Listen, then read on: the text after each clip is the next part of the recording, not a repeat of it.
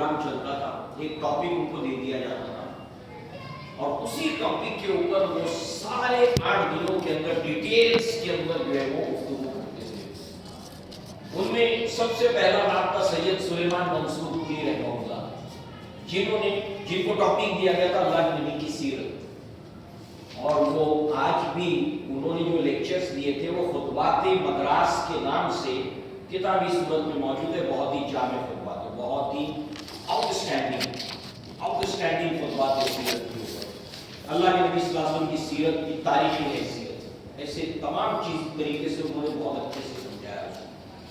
دوسرے نمبر پر علامہ اقبال کو انہوں نے بلایا اور ان کا ٹاپک انگریزی میں دیا گیا تھا، reconstruction of religious thoughts in Islam, یعنی آج کے دور میں یہ جو اسلام ہے، دشمن بھی کہتے ہیں یہ آؤٹ ڈیٹڈ ہے، دشمن بھی کہتا آؤٹ ڈیٹڈ ہے، یہ آج کے زمانے میں چلے گا نہیں، دشمنان اسلام تو کہتے ہی ہیں، اپنے لوگ بھی کبھی کبھی ان کی زبان پر آ جاتا ہے، مگر وہ سمجھ نہیں رہے کہ کتنی بڑی بات کر رہے ہیں۔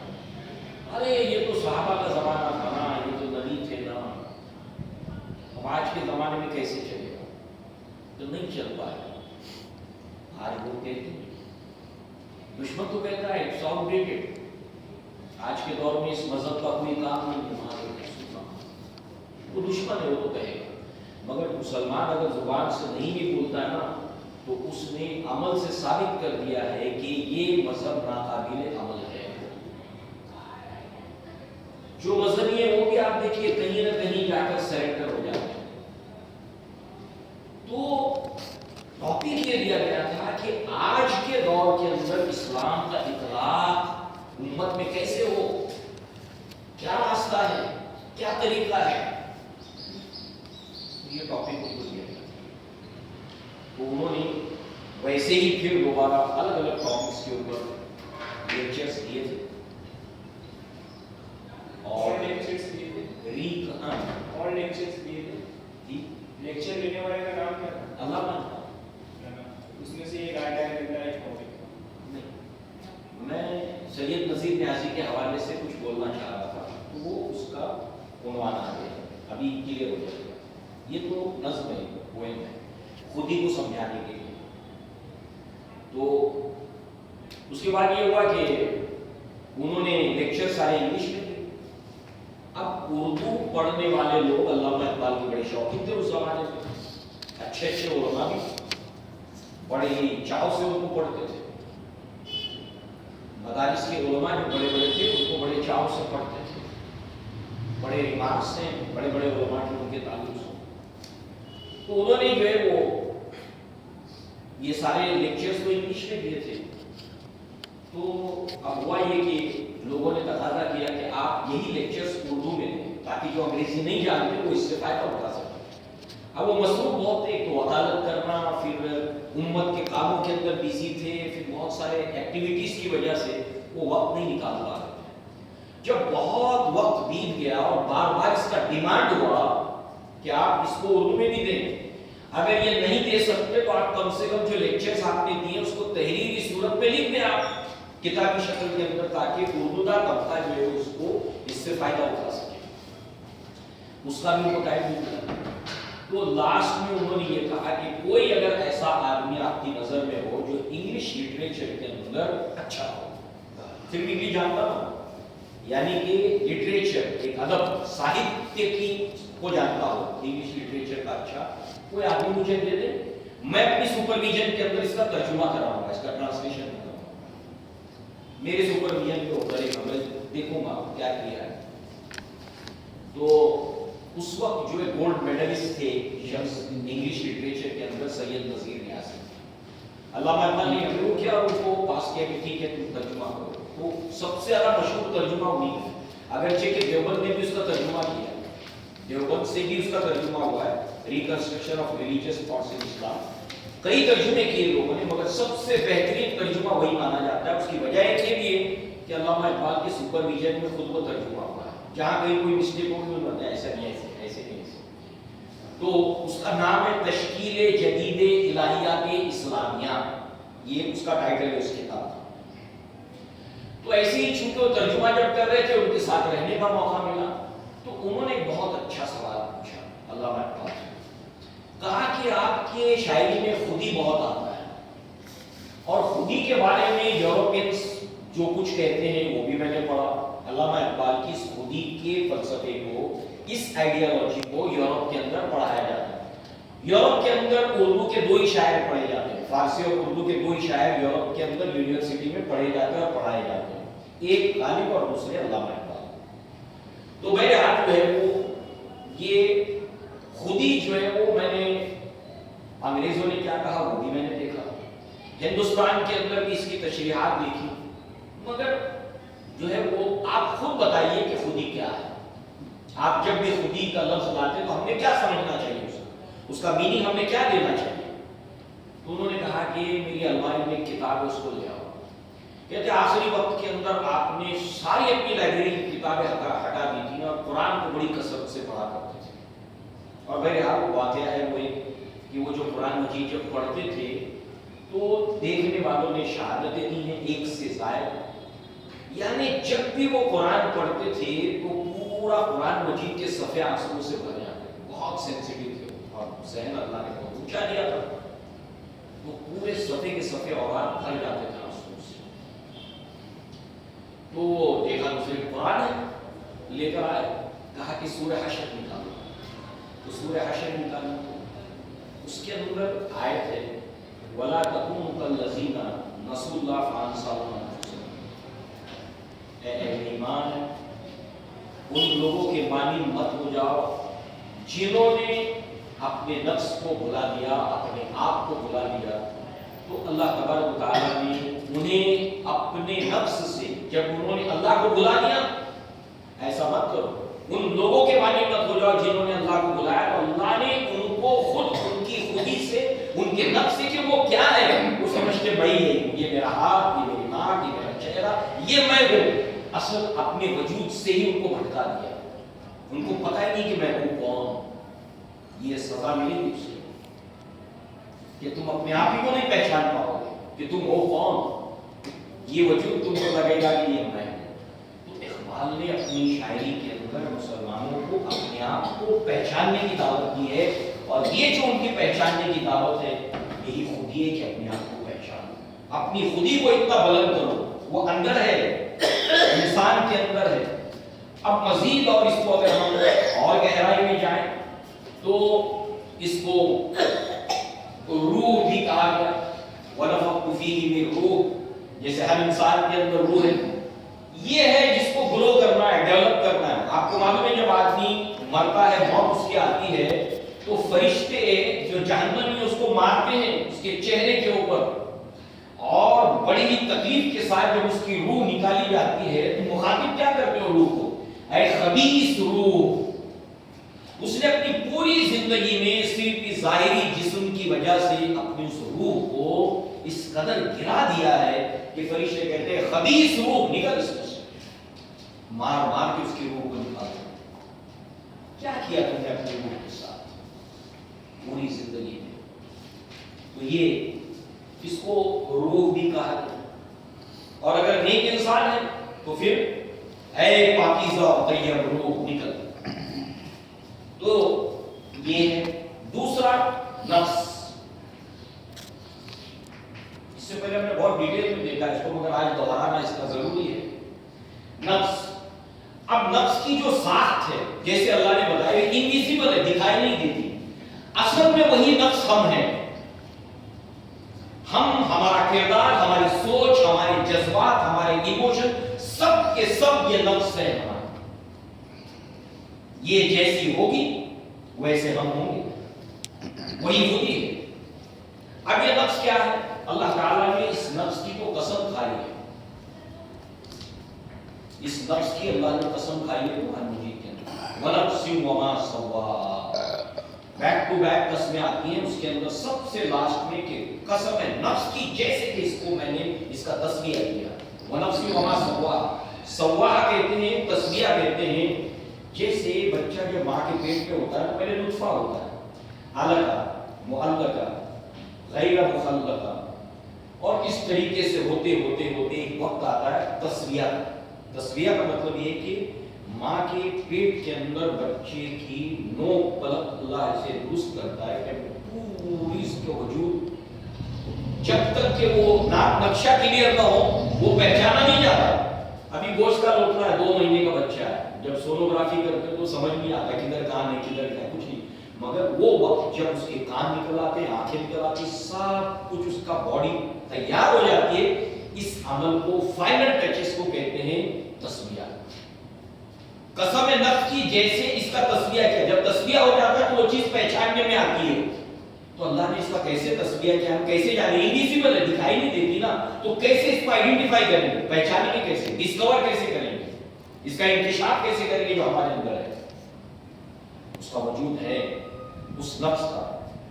एक जब आप कोई गुनाह करते हैं, किसी के ऊपर जुल्म करते हैं, जुल्म करने के बाद जब हट जाते हैं वहां से, अंदर से वो आवाज देता है, जालिम इंसान ये करना था मुझे, यही एक काम रह गया था करने के लिए। वो जो अंदर से आवाज दे रहा है यही है नफ्स। इसको नफ्स लव्वामा कहते हैं। ला उक़सिमु बियौमिल क़ियामा वला उक़सिमु बिन्नफ्सिल लव्वामा। मलामत करता है वो जब आप गुनाह करते हो, और जब आप नेकी के काम करते हो आपको सुकून मुयस्सर आता है। या अय्युहन नफ्सुल मुतमइन्ना, उसको अच्छा लगता है और नेक काम करने को मन करता है, सुकून मिलता है। और उसको सुकून पहुंचाने के लिए ही अगर आप देखें एक फाहिशा फाहिशा, अब आप जो सोच सकते हैं सोचिए, जिसने अपनी इज्जत और नामुस को पैसों के लिए लुटा देती है, फाहिशा औरत, उसकी जिंदगी को आप 24/7 अगर ऑब्जर्व करें, करीब से देखें, तो पता चलेगा कि 24 घंटे में वो कोई ना कोई अपनी सोच के मुताबिक या जो अच्छा काम है किए बगैर रह नहीं सकते। बुरे से बुरा आदमी कुछ ना कुछ अच्छा काम किए बगैर नहीं रहता। क्यों पता है? उसको सुकून नहीं मिलता, फिर चैन नहीं मिलता है। तो चैन पाने के लिए वो कोई ना कोई अच्छा काम। तो ऐसे अगर नेक इंसान करे तो फिर तो बढ़ते बढ़ते बढ़ते नेकियों में बढ़ता ही चला जाता है। या ये नफ्सुल मुतमइन्ना। और तीसरा है नफ्से अम्मारा। नफ्से अम्मारा सूरह यूसुफ में इसका जिक्र है। ये क्या करता है? ये सिर्फ बुराई की तरफ फेंकता है, खींचता है बुराई, चलता है। ये जो मजमुआ है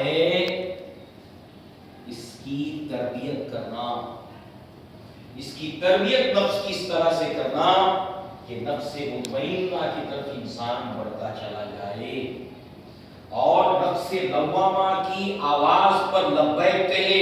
वो जज है, उसकी अदालत में अपने आप को जब भी पेश करे उसकी बात को एक्सेप्ट करे, उसकी आवाज को दबाए नहीं। कद अफ़लह मन ज़क्काहा व कद ख़ाब मन दस्साहा। बर्बाद हो गया वो जिसने इसको दबाया, इसकी आवाज को दबाया, बर्बाद। तो मालूम क्या हुआ कि अल्लामा इकबाल ने जो खुद ही कहते हैं ना इसको तरबियत करना, इसको ये यही तो आज भी हमने इसको डिटेल के अंदर देखा। आज को पूछना चाहता नफ्से लव्वामा में और ज़मीर की आवाज में क्या फर्क है? हम लोग उर्दू के अंदर उसको ज़मीर उर्दू में उसका कहते हैं राज को। खुद ही एक राज है। मेरे ख्याल से अभी जितना हमने समझा तो समझ में आया होगा। बहुत से लोग तो इसके बगैर ही जिंदगी गुजारते हैं, इसके बगैर जिंदगी। जानवरों में नहीं है, जानवरों में ये नहीं है। जानवरों के अंदर फिजिकल सेंस की सूरत में रखा गया है, ये मुझे खाना है ये नहीं खाना। बकरी है, उसके अंदर सही और गलत क्या है उसके लिए, ये मेरे खाने की चीज है, वो सूंघ कर पता कर लेती है, मेरे खाने की चीज नहीं है। शेर मेरे खाने की चीज है ये नहीं है, उसके अंदर वो ज़मीर नहीं है, वो नफ्स नहीं है उसके अंदर। इंसान में है, फिर भी इंसान इसके बावजूद इतनी कीमती चीज अल्लाह ने इसके अंदर इनबिल्ट कर दी और जानवरों की तरह जिंदगी गुजार रहा है, तो क्या फर्क है? तो कुरान खुद ऐसे लोगों को जानवर करार देता है। तो लिहाजा सिर है राज, खुदी का सिर है निहा, यानी कि ये जो राज है एक पोशीदा राज, एक छुपा हुआ राज। यहाँ छुपा हुआ राज, सिर निहा एक छुपा हुआ राज। खुदी क्या है? खुदी का सिर निहा, खुदी है तेर फसा। दूसरी चीज खुदी के बारे में क्या कहा? خودی سر نہا، خودی کا سر نہا، خودی ہے تیر فستا، تیر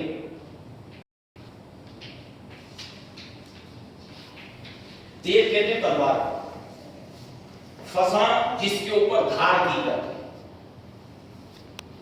تو خودی کا جو راز ہے، خودی کا سر نہا، جو پوشیدہ راز ہے خودی کا، وہ کیا ہے؟ لا الہ الا اللہ، توحید ہے۔ خودی ہے تیر فسا، خودی کیا ہے؟ ایک تلوار ہے، اور اس کے لیے دھار کیا ہے؟ لا الہ الا اللہ۔ بھائی کوئی بھی تلوار ہے بغیر دھار کے بیکار ہے، ایسے ہی انسان جو ہے وہ اس کا وجود بے اثر ہے۔ زم کھائی ہوئی تلوار کا کیا مطلب ہے؟ ایسے ہی ایک انسان جس کی زندگی کے اندر جو ہے وہ خودی بیدار نہیں ہے، خودی کی اس نے تربیت نہیں کی ہے، ایک راز ہے یہ، اور یہ راز کاہے سے کھلے گا؟ لا الہ الا اللہ سے۔ یہ خودی، اس کی یہ تیر ہے، ایک تلوار ہے، اگر یہ زنگ آلود ہے، اس کے اوپر جو ہے وہ دھار نہیں ہے اگر، تو یہ بیکار ہے، کسی کام کی نہیں ہے۔ ایسے انسان کا وجود وہ بغیر جو ہے وہ خودی کے ایسا ہی ہے جیسے زنگ کھائی ہوئی تلوار، بیکار۔ تو پھر اس کو دھار کیسے لگے گی؟ اس کو دھار کیسے لگے گی؟ اس کو دھار لگے گی توحید، لا الہ الا اللہ۔ یعنی کل ملا کر اس نظم کا جو عنوان ہے لا الہ الا اللہ، گویا کہ ہر اب شعر جو ہے وہ اس کے گرد جو ہے وہ گردش کرے گا۔ انسان اس کی خودی کے بغیر زیرو ہے، زنگ کھائی ہوئی تلوار ہے جس کے اوپر دھار نہیں ہے، بیکار ہے۔ اسی طریقے سے جو ہے وہ خودی کیا ہے؟ ایک راز ہے، چھپا ہوا راز ہے، وہ راز اس وقت تک تم پر نہیں کھلنے والا، اس کو کھولنے والی چیز ہے لا الہ الا اللہ۔ تمہاری شخصیت کو واقعی میں دھاردار بنانے والی جو چیز ہے وہ ہے خودی، اور خودی کو دھار لگانے والی چیز ہے توحید، لا الہ الا اللہ۔ اب اس کو سمجھتے ہوئے اگر آپ پڑھیں، خودی کا سر نہا، خودی اس کی ڈیٹیل میں ہم نے دیکھا، اس کا چھپا ہوا راز، خودی کا سر نہا، لا الہ الا اللہ۔ یہ راز کھلے گا خودی کا، کیسے؟ اس کی چابی ہے لا الہ الا اللہ۔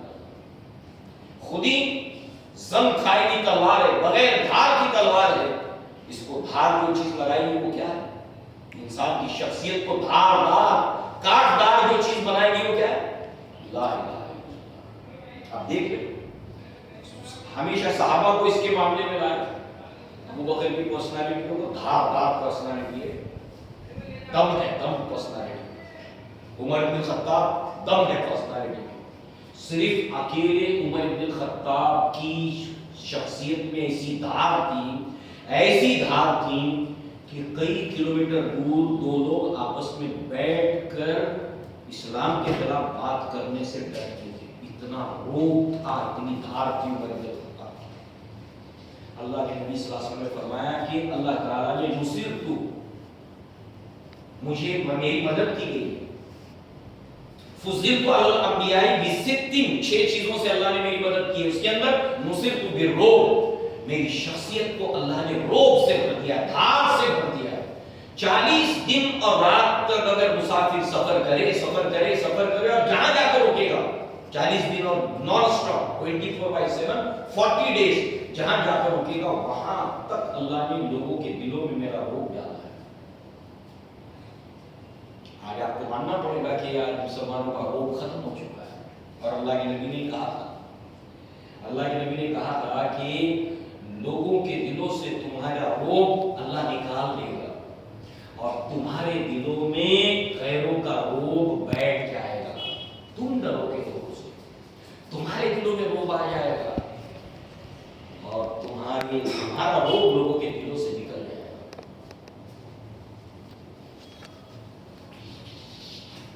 اس کا جو امپیکٹ ہونا چاہیے نا لائف کے اوپر، اپنی اپنے اندرون کے اندر روح پر، نفس پر، گویا اس کے اندر وہی بتایا گیا۔ پہلے شعر میں تو بتایا گیا کہ راز اگر تمہاری شخصیت میں دھاڑ ہے، اگر کسی چیز سے خودی میں، تمہاری شخصیت کی، وجود کی